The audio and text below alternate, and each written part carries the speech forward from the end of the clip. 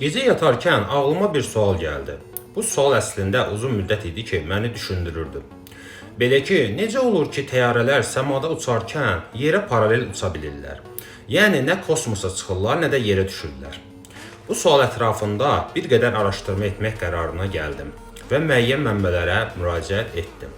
Əvvəlcə uçuş prosesinin izahını anlamağa çalışaq.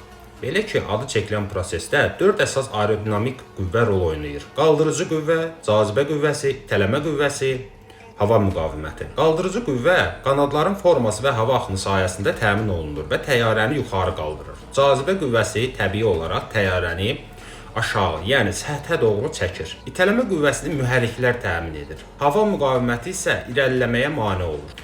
Beləliklə, sabit uçuşda qaldırıcı qüvvə və cazibə qüvvəsi itələmə ilə hava müqaviməti bir-birinə tarazlıq yaradır. Bu tarazlıq pozulmadığı müddətcə də təyyarə nə yuxarı qalxır, nə də aşağı enir. Məsələ burasındadır ki, əslində onlar tam düz xətt boyunca yox, yerin əyriliyinə uyğun uçurlar.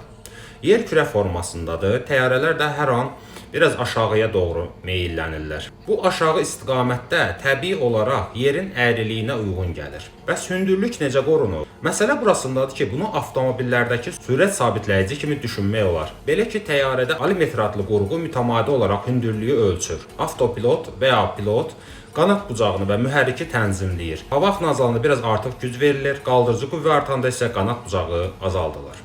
Xülasə, hündürlük sabit qalır.